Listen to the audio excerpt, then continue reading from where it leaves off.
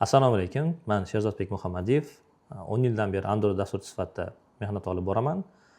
Bugun sizlarga bootcamp kursimiz haqida batafsil ma'lumot berishga harakat qilaman. Avvalo o'zim haqimda qisqacha ma'lumot berib o'tsam, bugungacha ekraningizda ko'rib turgan kompaniyalarda mehnat faoliyati olib borganman. Hozirgi paytda esa ipoteka kompaniyasida senior Android dasturchi va team lead sifatida mehnat faoliyatimni olib bormoqdaman. Ushbu ko'rib turgan slaydingizda o'zim haqimda qisqacha ma'lumotlar berilgan. Ya'ni dasturlash bo'yicha 14 yildan beri, ya'ni 2012-yildan beri shug'ullanib kelaman. Android bo'yicha esa 2016-yildan beri shug'ullanib kelaman. Bungacha o'zimni juda ham ko'plab sohalarda sinab ko'rganman. Asosan desktop, web, backend sohalarida demak sinab ko'rganman. Undan tashqari Android dasturchi sifatida ishlash davomida ham qo'shimcha yo'nalish sifatida backend va desktop sohalarini demak shug'ullanib kelganman. Asosan hozirgi paytda professional yo'nalishim Android dasturchi hisoblanadi. Ta'lim bo'yicha ham 2017-yildan beri, ya'ni 9 yildan beri dars berib kelaman. Hozirgi paytda aytib o'tganimdek OTP Group, ya'ni Ipoteka bankda senior Android dasturchi va team lead hisoblanaman. Bundan tashqari Gita dasturchilar akademiyasida mobil mentor hisoblanaman. Bugungi kungacha 100 dan ortiq, balki 200 ga yaqindir dasturchi shogirdlar aynan hozirgi paytda ham shu dasturchi bo'lib, turli xil IT kompaniyada ishlayotgan o'quvchilarni demak ustozi hisoblanaman. Bootcamp haqida aytib o'tadigan bo'lsak, bootcamp kursimiz 6+1, ya'ni 6 oy plus 1 oy formatida bo'lib o'tadi. 6 oy davomida biz demak turli xil mavzularni o'rganamiz, ya'ni ma'ruzalarimiz bo'lib o'tadi. 1 oyimiz esa praktika hisoblanadi. 6 oyda demak biz Java, 1 oy Java, 4 oy Android, 1 oy Flutter shaklida bo'ladi. Bu yerda biz birinchi oyda demak Java va OOP asoslarini ko'rib chiqamiz. 4 oy davomida biz Android dasturchi sifatida Androidni o'rganamiz. 1 oy esa biz Flutterni ham o'rganamiz. Ya'ni kursni yakunlagan paytimizda ham Android, ham Flutter dasturchi bo'lib demak yakunlaymiz. Kursimizni o'zi haftasiga 5 kun 6 soatdan ma'ruza va praktika shaklida bo'lib o'tadi. Ma'ruzalarimiz asosan kechki payt bo'ladi. Sababi ma'ruzachi ustozlarimiz programmistlar, ular shu ishdan keyin, ish vaqtlaridan keyin dars olib borishadi. Assistentimiz esa demak ma'ruzagacha bo'lgan kunduzgi vaqtlarimizda demak darslarni olib boradi. Bu haqida yana to'liqroq ma'lumotlarni demak administratorlar orqali olsangiz bo'ladi. Bootcamp kursiga kirish uchun bizda imtihonimiz bor. Imtihonda 80 talik to'plamimiz bor. Buni administratorga bog'lanib olsangiz bo'ladi oldindan. Shu to'plamdagi 80 ta masaladan ixtiyoriy demak 5 tasi tanlab beriladi sizga imtihonda. Ana shu masalalardan demak 4 tadan ko'p ishlaganlarni demak kursimizga qabul qilamiz. Kursimizda 4 ta senior dasturchi va assistent shaklida, ya'ni 5 kishidan iborat jamoa tomonidan olib boriladi. Bootcamp kursimizda qanaqa mavzular bor, nimalar o'tiladi, bu haqida demak to'xtalib o'tamiz. Birinchi oyda biz Java Core va OOP asoslari deb aytdik. Bu yerda mana ekraningizda ko'rib turgan mavzular olib o'tiladi. Klasslar, interfeyslar, OOP o'zi nima, nega kerak bo'ladi bizga, uni prinsiplari, masalan Solid, Keys, Dry kabi prinsiplar, undan tashqari dizayn patternlarimiz va Javada masalan oqimlar bilan ishlash, exceptionlar, fayllar va hokazo mavzular. Bu mavzulardan ikkitasiga qisqacharoq to'xtalib o'tamiz. Demak, klasslarda demak biz polimorfizm, inkapsulatsiya, inheritance, abstraksiya haqida gaplashamiz. Bular nega kerak, qanaqa muammolarni hal qiladi, qachon demak bu bilimlarni ishlatishimiz kerak. Bundan tashqari klasslar bo'yicha demak inner klasslar, superzis kali so'zlari va ularni demak qo'llanish vaziyatlari, initialize bloklar, obyektlarning o'zi yaralish hayot sikllari. Masalan, biz obyektni yaratgan paytimizda u xotirada joylashishi va bizga demak o'sha oddiy bir new komandasini kali so'zini terishimiz bilan xotirada bo'ladigan jarayonlar. Undan tashqari o'sha equals hashcode o'rtasidagi kontrakt, statik kali so'zimiz bor. Bu yerda demak statik maydonlar, metodlar, klasslar va statik installation bloklar haqida demak klasslar bilimini ichida shular haqida gaplashib o'tamiz. Aytaylik, masalan, oqimlar haqida gaplashadigan bo'lsak, treatni life cycle, volatile degan kali so'zimiz bor. Uni maydonlar bilan qo'llaganimizda nimalar bo'ladi? Synchronize kali so'zlar, deadlock bo'lib qolishi, atomik toifalar bizga qachon demak qanaqa muammolarda biz hal qilish uchun atomik toifalar ishlatamiz. Synchronized bloklar va metodlarga ehtiyoj qachon paydo bo'ladi? Mana shu kabi demak ko'plab tretlarga oid bo'lgan bilimlarni demak mana shu tretlar bo'yicha gaplashib o'tamiz. Androidimizni demak birinchi oyga o'tganimizda 1 oy davomida demak Java Core va OOP asoslari o'rganiladi. Ekraningizda ko'rib turgan qisqacha ma'lumot berib o'tgan mavzularimiz. Bu yerdan tashqari yana turli xil mavzularimiz bor. Undan keyin biz demak ikkinchi oyimiz Androidni boshlaymiz. ushbu ekraningizda ko'rib turgan mavzular va qilingan loyihalar demak bizda birinchi oyimizni ichiga kiradi. Ya'ni birinchi oyimiz quyidagi bilimlarni qamrab oladi. Qisqacharoq ma'lumot berib ketganmiz bu yerda mavzular ro'yxatida. Demak biz birinchi oyga o'tishimiz bilan Android frameworkini ishlashi, o'zi nima u, unda qanday qilib masalan UI'larni yasaymiz, ilovalarni qanaqa qilib yasaymiz, bizni kodimiz bilan o'sha ko'rinishlarimiz qanday bir-biriga bog'liqliklari bo'ladi. Shular haqida gaplashamiz. Birinchi oyda demak o'zini qamrab oladigan bilimlari, birinchi oyni bitirgan bola istalgan ko'rinishdagi UI'ni, ya'ni istalgan ilovani, masalan, telefonimizdagi mavjud bo'lgan istalgan ilovani ko'rinishini yasay olish kerak. Mana shu mahoratga ega bo'ladi. Mana ekranimizda ko'rib turgan ilovalarimizni demak o'quvchilarimiz uyga vazifa sifatida qilgan loyihalardan misollar qilib olganman. Demak bu yerda biz layoutlar bilan tanishamiz. Ya'ni istalgan ekran elementlarini joylashtirish bu bizga bu bilimini beradi. Ya'ni joylashtirish ham qanaqa? Masalan, xohlagan programmani dizaynini yig'ish bu bitta ilm, lekin uni hamma telefonda xuddi shu o'zini nima deydi, ko'rinishini saqlab qolish bu yana bitta ilm. Shuning uchun bu layoutlarda aynan mana shularni ham hisobga olib o'rganiladi. Ya'ni siz yasagan bir ilovangiz har qanaqa razmerdagi telefonlarda masalan o'zini bir xil tuta olishi kerak. Undan tashqari asosiy komponentlar bilan tanishamiz. Ilovamizda demak chiqib ketganda ma'lumotlarni saqlab qolish kabi bilimlar. Undan tashqari biz demak Kotlin dasturlash tilini mana shu birinchi oyda ko'rib chiqamiz. Biz Java dasturlash tiliga 1 oy sarflaganmiz. U yerda faqat Java emas, umuman olganda obyektga yo'naltirilgan dasturlashning tamoyillarini o'rganamiz. Shuning uchun bizda shu bilimlarga tayangan holatda Kotlinni Androidimizni birinchi oyda 2 ta darsda ko'rib chiqamiz va demak Javada o'rgangan bilimlarimizni Kotlinga o'girish deb aytsak bo'ladi yoki shu Kotlinga ekvivalent qilishimiz uchun 2 kun 2 ta dars demak bizga yetarli bo'ladi. Undan tashqari shu juda ham uzun ma'lumotlar bilan ishlash, ya'ni ekranga sig'may qoladigan kontentni qanday boshqarish, mana shu kabi demak mahoratlar beriladi. Undan tashqari single activity arxitekturasi bilan tanishib chiqamiz va undan shu bilimlarimiz asosida bu yerda ya'ni qisqacha bilimlar berilgan. Aslida birinchi oyimiz demak 20 ta darsdan iborat bo'ladi. Bu degani 20 ta yangi mavzu degani. Bu yerda esa ba'zilariga misollar berilgan. Shu bilimlar asosida demak qilingan ba'zi ilovalar. O'zi aslida biz birinchi oyda juda ham ko'p ilova qilamiz. Ilovalarimiz soni ko'proq. Kursimizda masalan 23 ta loyiha demak reja qilgan bo'lsak, 23 ta loyiha reja qilganmiz. Undan lekin kursimizda masalan aytaylik 120 ta atrofida dars bo'ladigan bo'lsa, frameworklar bilan, ya'ni Android va Flutter bo'yicha har bir darsda yangi dastur ishlab chiqamiz. Yani dasturlar soni 100 dan oshiq bo'ladi. Lekin aynan loyiha sifatida, ya'ni uni nima deydi, playmarketga qo'yiladigan, o'ziga yarasha loyihani talablariga, ya'ni produkt deb ko'rsatsa bo'ladigan demak dasturlarimiz soni 23 ta bo'ladi. Bu loyihalarimizni ozgina to'xtalib o'taman. Masalan 23 ta loyihamiz haqida. 23 ta loyiha demak bizda jurilarimiz bor, ustozlarimiz, shu assistentlarimiz ishtirokida jurilar komandamiz bor. Mana shu komandamiz tasdiqlab bersa, shu komandani talablariga bizda ichki talablarimiz bor, ya'ni ilovalarimizni dasturiy mahsulot sifatida tan olishimiz uchun o'ziga yarasha talablarimiz bor. Bu yerda o'sha UI, UX bo'yicha, performance bo'yicha va o'sha ishlatilgan texnologiyalar, permissionlar deydi, ruxsatlarni to'g'ri qo'llash bo'yicha demak talablarimiz bor. Shu talablardan o'tgan ilovalarni biz demak keyin qabul qilamiz. Bungacha demak orqaga qaytariladi, o'quvchi tomonidan bu to'g'rilab keyin topshirilishi kerak bo'ladi. Mana shu ma'noda bizda demak 23 ta mana shu kabi juda mas'uliyatli loyihalarimiz bor. Bu loyihalarni demak siz bemalol portfoliyozga qo'shib, o'z portfoliyozda ishga borayotgan paytda masalan ko'rsatishingiz mumkin, ya'ni arzirli loyihalar hisoblanadi. Demak, ikkinchi oyga o'tamiz. Ikkinchi oyda biz intermediate darajadagi bilimga ega bo'lamiz. Ya'ni o'rta me'yorni dasturchi deb qarasak bo'ladi. Ya'ni o'rta darajadagi, o'rta qiyinlikdagi dasturlarni demak ishlab chiqara olish ko'nikmasiga demak shakllanadi bu oyda. Biz o'sha bu oyda masalan databaselar bilan tanishib boshlaymiz. Ya'ni ma'lumotlar, kattaroq bo'lgan ma'lumotlar bilan ishlash. Undan tashqari demak internet bilan ishlashni ko'rib chiqamiz. Server klient munosabatlari, serverdan ma'lumot yuborish, olish, bir paytning o'zida juda ko'plab ma'lumotlarni, ya'ni parallel yuborish, ularni demak parallel qabul qilish, bu yerdagi konfliktlarni to'g'rilash, mana shu kabi bilimlar bilan tanishib chiqamiz va o'sha jamoaviy ishlash ko'nikmasini shakllantirishni boshlaymiz.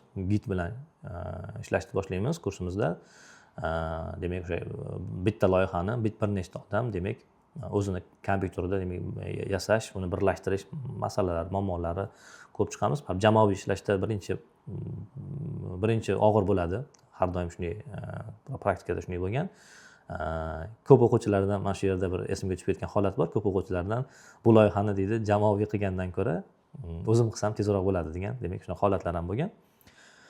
Demak bu bilimlarni o'zlashtirganimizdan keyin nimalarni demak qila olamiz? Ekranimizda ko'rib turgan ba'zi bir loyihalarimiz bor.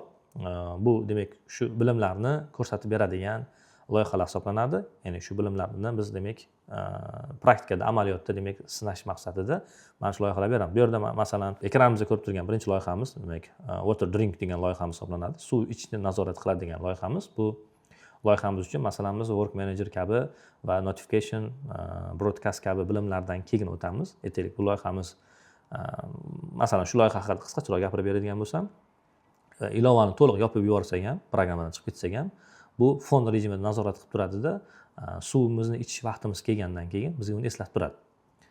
Ya'ni ilovani o'zi asl vazifasi foydalanuvchiga kun davomida ichishi shart bo'lgan suyuqlikni me'yorini vaqtlar orasida eslatib turish hisoblanadi. Masalan, aytaylik, ertalab 7 da uyg'onamiz, misol uchun 11 da uxlaymiz deb ko'rsatiladi va biz o'sha shifokor tomonidan aytaylik 2 litr yoki masalan 2,5 litrli suvni demak ichish bizga demak buyurilgan va har 2 soatda masalan bir stakandan ich stakanimizni demak razmerlarini tanlaymiz. Mana shu ilova demak shu bo'yicha bizga jadval shakllantirib beradi va shu vaqt bo'lganda bizga eslatib turadi.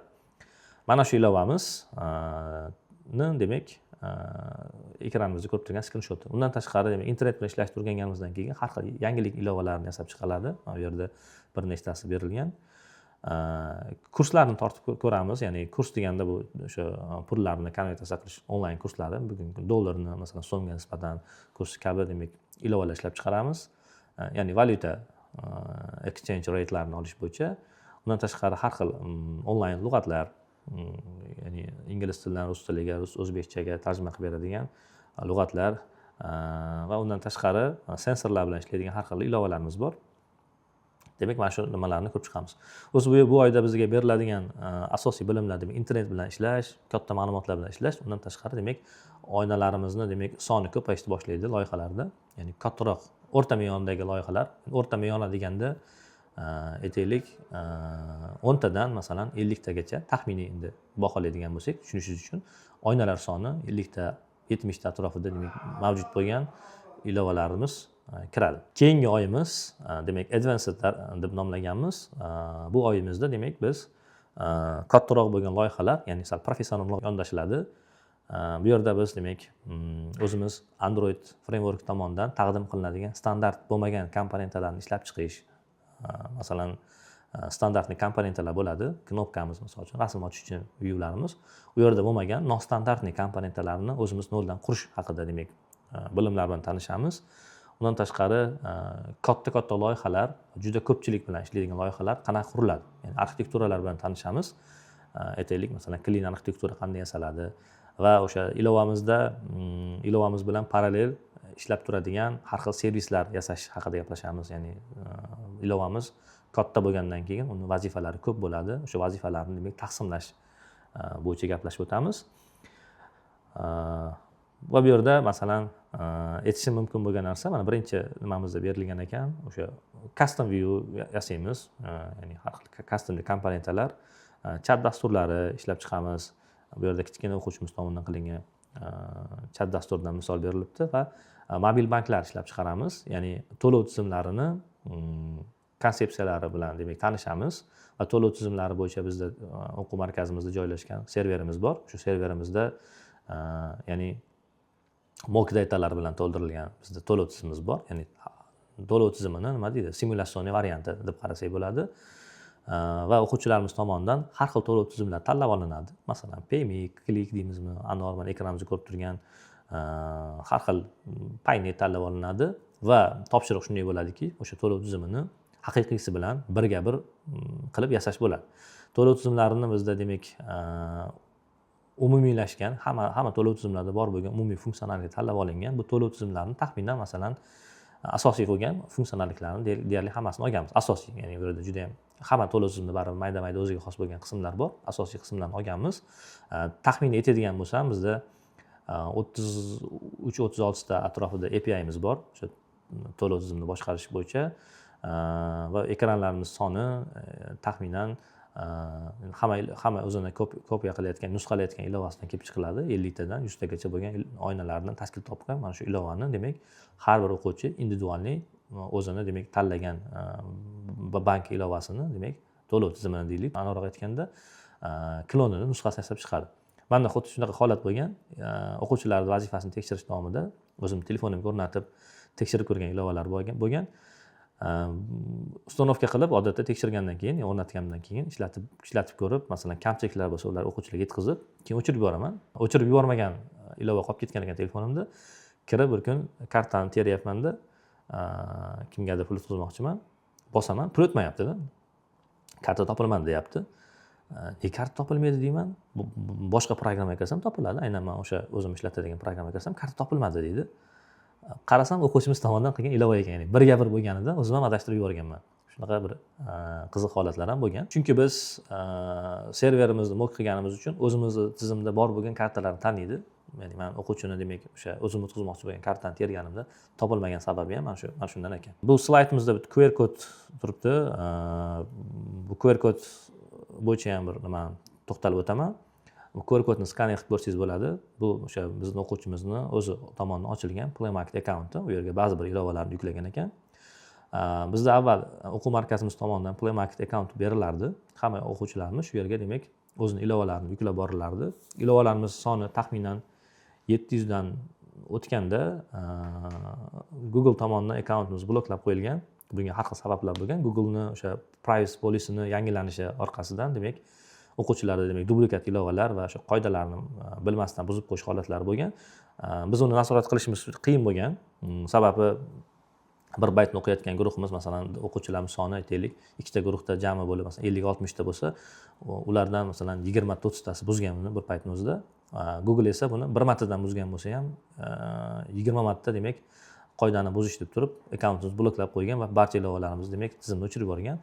Biz bir necha marta shu akkaunt ochishga harakat qilganmiz. Ochganmiz desak to'g'riroq bo'ladi va o'quvchilar tomonidan demak bloklab qo'yish holatlari ko'p bo'ldi. Bunga ba'zi bir sabablar ham dublikat ilovalar ham deb qaraladi. Ya'ni bitta ilovani baribir o'quvchida nusxasini o'quvchilarimiz tomonidan demak bir xil bo'lib qolgan mavzudagi ikkita ilova bo'lsa, bu ham demak qoida buzish sifatida demak qaralgan va demak bloklash sabab bo'lgan. Shundan keyin demak biz hozir o'quvchilarning har birlariga demak o'zlari uchun individualniy Play Market account ochishni tavsiya qilamiz. Yoki biz o'sha Play Marketning o'rniga alternativ bo'lgan boshqa storelar ishlatamiz. Ya'ni mana shu 23 ta loyihani bitirgandan keyin ana shu storelarga, ya'ni marketlarga deylik joylashlari kerak bo'ladi va oxirgi oyimizdagi o'tadigan mavzularimiz bu demak Advanced Plus deb nomlaganmiz. Bu yerda biz demak asosan ilovamizni performansi va zamonaviy texnologiyalar haqida demak shug'ullanamiz. Zamonaviy texnologiya deganda demak biz o'sha machine learning deymiz, ya'ni sun'iy intellekt elementlarini demak mobil ilovaga ulash haqida ko'rib chiqamiz. Bu yerda masalan o'quvchilarimiz tomonidan shu yuzni aniqlash, pasport ma'lumotlarini o'qib olish, karta ma'lumotlarini o'qib olish kabi demak loyihalarimiz bor.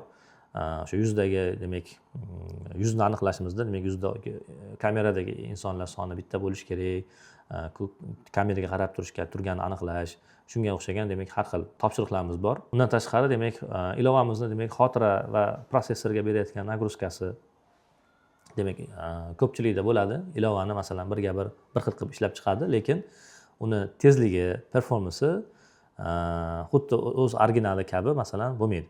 Aytaylik sekinroq ishlaydi, qo'pol qilib aytganda qo'l bolaligi bilinib qoladi.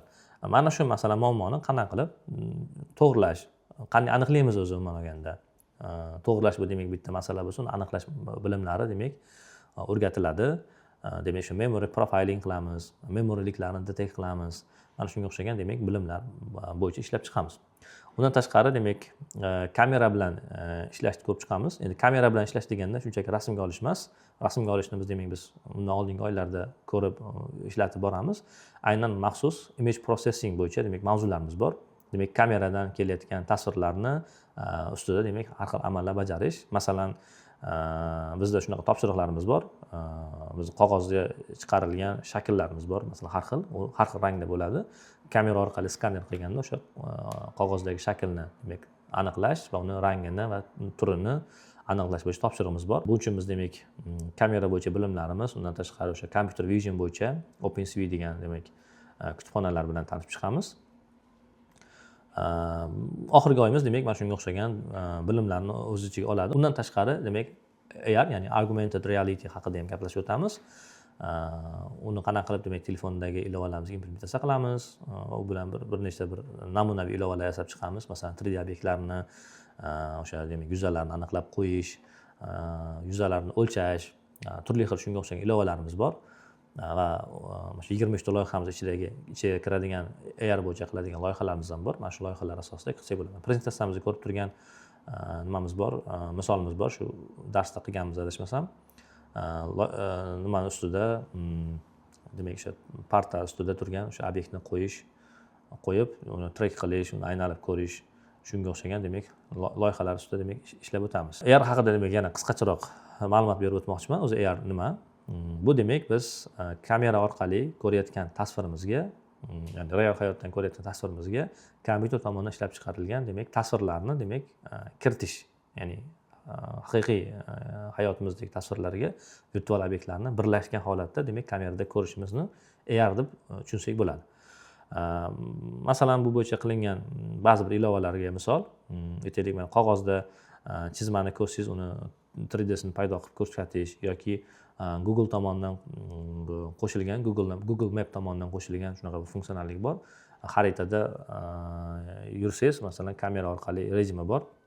Bu afsuski O'zbekistonda qo'llab-quvvatlanmaydi, lekin boshqa lokatsiyani tanlab turib ko'radigan bo'lsangiz, o'sha yurgan yo'lingizni xuddi mana o'yinlarda, aytaylik, Need for Speedga o'xshagan o'yinlarda ekraningizda, strelkalarda qaysi tomonga yurishingizni ko'rsatib turadi. Masalan, yosh kattalar uchun xaritani tushunishdan ko'ra telefonga qarasangiz, masalan, adashmasam bir tulki bor edi, shuni orqasidan ketasiz, kameraga qarab turib, ya'ni kamera orqali ko'rsangiz, atrofda yoningizda bir tulki paydo bo'ladi, shuni orqasidan ketasiz, u sizga yo'l ko'rsatib ketadi. Shunga o'xshagan demak texnologiya hisoblanadi. Bu slaydimiz nomi kursdan oladigan foydalar nomlangan. Demak, biz kurs davomida umumiy holatda nimalar o'rganamiz, qanaqa bilimlar bo'ladi va nimalar beradi degan masalalarga to'xtalib o'tamiz. Demak, biz 3 ta dasturlash tilini o'rganib chiqamiz: Kotlin, Java, Dart va bularni mukammal tartibda o'rganamiz. Bundan tashqari 2 ta framework Android plus Flutter o'rganamiz. Hozir biz slaydimizda demak Android haqida gaplashib o'tdik. Flutterni esa boshqa ustozimiz olib borgani uchun demak u haqida kamroq to'xtalib o'tdik. Bizda shunaqa tartib-qoida bor o'quv markazimizda. O'zini sohasida ishlayotgan, ya'ni kamida 4-5 yillik tajribaga ega bo'lmagan ustoz demak darslarni olib borish mumkin emas. Shuning uchun Flutter bo'yicha aynan Flutterda ishlab kelayotgan va hozirgi paytda ham o'sha ish faoliyatida Flutter bo'lgan dasturchi tomonidan demak darslarimiz olib boriladi. Bundan tashqari demak 23 ta loyihaga ega bo'lgan portfolioga ega bo'lasiz. Biz o'sha loyihalar haqida gapirib o'tdik. Ularni demak o'sha Play Market yoki App Store kabi platformalarga joylab boramiz. Demak, sizda o'sha ishga kirayotganingizda o'z portfoliongizga ham ega bo'lasiz. Ishga kirish masalasiga to'xtaladigan bo'lsak, ishga kirish imkoniyati sizda kamida 2 barobar baland bo'ladi. Ya'ni siz xohlasangiz Androidchi, xohlasangiz Flutterchi, xohlasangiz ikkalasini ham biladigan dasturchi sifatida demak ish faoliyatingizni boshlasangiz bo'ladi. Bundan tashqari demak biz praktika paytimizda mock intervyular tashkil qilamiz. Mock intervyu qanaqa bo'ladi? Hozirgi paytda realniy programmist bo'lib ishlayotgan kamida middle yoki senior dasturchilarni demak o'quv markaziga taklif qilamiz. Ular kelib o'sha o'quvchilarimizdan demak xuddi o'zini kompaniyasiga qanaqa qilib ishga kadr qabul qilsa, xuddi shunday muhitda, ya'ni xuddi shunday nima deydi, bosimda intervyu tashkil qilinadi. Bu bilan o'quvchilarimiz demak intervyu topshirish qobiliyatlari va intervyudagi kamchiliklarini aniqlaymiz, kamchiliklar ustida ishlaymiz. Intervyularimiz soni demak 10 tadan ko'p bo'ladi odatda. Birinchi intervyularda demak aniqlangan muammolarni ikkinchi intervyugacha demak to'g'rilashga harakat qilib to'g'rilab boramiz. Bizda yana qiziq voqealar bo'lgan. Intervyuga kelgan o'sha programmistlarimizni o'zi o'quvchilarimiz yoqib qolganidan ishga ham olib ketgan holatlar bo'lgan. Hattoki shunday holatlar bo'lgan. Kompaniyasida masalan yangi programmistga vakansiya yo'q, borib vakansiya ochtirib, o'quvchilarimizni chaqirtirib olib ketgan holatlari ham bo'lgan. Undan tashqari o'zimizga ko'p kompaniyalar kadr so'rab aloqaga ko'p chiqib turishadi. Bu orqali ham demak o'quvchilarimizni ish bilan ta'minlashga demak yordam berib turamiz. Umuman olganda ish bilan ta'minlash masalasida ozgina to'xtalib o'tmoqchiman. Menda bir oxirgi guruhlarda bir qiziq voqealar bo'lyapti. Kompaniyalar tomonidan demak bizga masalan oxirgi marta masalan 3 ta programmist so'rab demak aloqaga chiqqan kompaniyamiz bor edi. Ishonchli o'zi ishongan o'quvchilaringizdan bering deb. Endi o'quvchilar bilan demak 3 ta ustoz ishlaymiz. O'zimiz ishongan, taniganimiz, topshiriqlardan ko'rganlarimizdan men o'zim uyaltirib qo'ymaydi deb 3 ta o'quvchimizni nima qilgandim, plan qilib borib guruhga kirib shu ish vakansiyasi ochilyapti. Mana praktikamizdan boshlandi deb taklif qilsam, meni ro'yxatimda 3 ta emas, o'sha 7 ta nima deydi, men o'zim ko'zlagan nima deydi, tartibim bo'yicha 7 ta odam ishga kirib ketib bo'lgan. Ishga kirgizish bo'yicha bizga o'zi ehtiyoj qolmayapti oxirgi paytlarda. O'quvchilarimiz o'zi ish topib ketishlari, kursni bitirmasdan ishga kirib ketish holatlari ham juda ko'p kuzatiladi. Ekraningizda ko'rib turgan 23 ta loyihamizni ro'yxati. Bu loyihalarni demak ro'yxatimizni har guruhimiz uchun yangilab boramiz. Kompaniyalarning talablari, baribir zamon o'zgaryapti. Kompaniyalar talablari har 3-4 oyda o'zgarib boryapti. Masalan, bunga kichkina misol qilib aytadigan bo'lsam, masalan, kompoz degan bizda mavzumiz bor. Bundan 3 yil oldin kompoz mavzusini biz kursimizni demak oxirgi oylariga yaqin o'tardik. Sababi ko'p kompaniyalar hali ham o'sha imperativ UI hisoblangan XML da demak loyihalarni olib borishardi. Ya'ni kompozni ko'p urg'u beradigan bo'lsak, kompaniyaga ishga kirayotganda demak XML bo'yicha demak praktikalari kam bo'lib qolmasligi uchun kompozga biz kamroq urg'u berardik. Lekin hozirgi paytda demak kompozga talablar oshgandan keyin biz o'sha 3 yildan beri kompozni borgan sari oldiroqqa surib boryapmiz. Lekin baribir masalan XML bo'yicha ham bilimlarni o'rgatib boramiz. Sababi o'quvchilarimiz har xil kompaniyaga kirishadi. Qaysidir bir loyihalar eskidan demak boshlangan, ya'ni support qilishga qo'shiladi. Bu demak bu degani XML yozilgan qismlari ham bor ma'nosida. Demak ikkala texnologiyani ham ko'rsatib, farqlarini solishtirib va ikkala texnologiya bo'yicha masalan yetarlicha praktika berib boramiz. Bootcamp kursimizdagi muhit haqida ham qisqacha gapirib o'tmoqchiman. Bootcamp kursimizdagi atmosfera, muhit o'ziga xos bo'lgan bir plyus va minuslarga ega. Plyuslari bu yerda demak hammani maqsadi o'qiyman deb kelgan o'quvchilardan yig'ilgan bo'ladi. Hamma demak umuman chalg'imaydi, maqsadi o'qish, bosimni his qiladi, o'zini bir maqsadiga, o'zini rejalariga ega bo'lgan o'quvchilardan tashkil topgan bo'ladi. Lekin shu bilan birgalikda minuslarga ega. Minuslarimiz demak endi kimgadir minus, kimgadir bu minus hisoblanmaydi. Juda katta bosim bo'ladi kursimizda. Chunki deyarli har darsda biz yangi mavzu bilan tanishamiz. Har darsimiz yangi mavzu bo'ladi va yangi topshiriq bo'ladi. Topshiriqlarimiz nihoyatda ko'p bo'ladi. Agar kimdir masalan sog'lig'i bo'yicha muammo bo'lsa yoki bir qanaqadir oilaviy marosim chiqib qolsa yoki masalan o'qiydiganlar bor, ishlaydiganlar bor, o'qish yoki ishida demak ko'proq topshiriqlar bo'lib, bizni demak topshiriqlarga vaqt ajratish qiyinlashib qolsa, mavzularda demak ketma-ketligida uzilishlar va kechikishlar paydo bo'lish boshlaydi. Va o'sha tugatolmagan uyga vazifalar to'planib qoladi. Bizda uyga vazifani tugatish shart. Undan tashqari bizda haftalik imtihonlarimiz bor. Har hafta o'quvchilarimizdan imtihon olamiz. Undan tashqari oylar davomida imtihonlarimiz bor. Bir oy, birinchi oydan ikkinchi oyga demak imtihondan o'tmagan o'quvchilarni qabul qilmaymiz. Imtihonlarimiz to'liq o'sha o'tilgan mavzular bo'yicha bo'ladi. Haftalik imtihonlar demak bu tayyorlov deb qarasak bo'ladi. Haftalik imtihondan juda yomon balo olgan o'quvchilarni demak safimiz tark etsa, imkoniyat beradigan o'quvchilarga imkoniyat qilib beramiz. Lekin oydan oyga o'tayotganda demak imtihonlarimiz juda qattiqroq bo'ladi. U yerda demak o'sha reglament bo'yicha o'tolmagan o'quvchilarni demak safimizda demak tark etadi. Asosan o'tolmaydigan o'quvchilarimizni ko'pchiligi shu bundan oldin sanab o'tgandek sog'lig'i bo'yicha muammo chiqib qoladi yoki bir oilaviy marosimlar chiqib qoladi yoki universitet o'qishlar bilan chalg'ishlar bo'lib mavzularni o'zlashtirishda demak uzilishlar bo'lib qoladi. Shuning uchun imtihonlarda demak shu uzilishlar odatda pand beradi. Odatda kursimizda demak hamma topshiriqlarni vaqtida qilgan o'quvchilarda muammolar deyarli chiqmagan. Biz kursimiz davomida yoshroq auditoriyani ham, yoshi kattaroq auditoriyani o'qitib ko'rganmiz. Bizgacha bilimi borlarni o'qitib ko'rganmiz, bizgacha bilimi yo'qlarni o'qitib ko'rganmiz.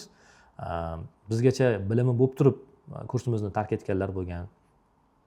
Bizgacha umuman bilimga ega bo'lmagan, hattoki o'quv markazimizga kelib kompyuter yoqishni, kompyuter ishlatishni o'rgangan o'quvchilar ham muvaffaqiyatli bitirib ketgan holatlar bo'lgan. Odatda demak kursimizdagi asosiy bitirishni asosiy omili bu demak intizom va o'sha iroda hisoblanadi.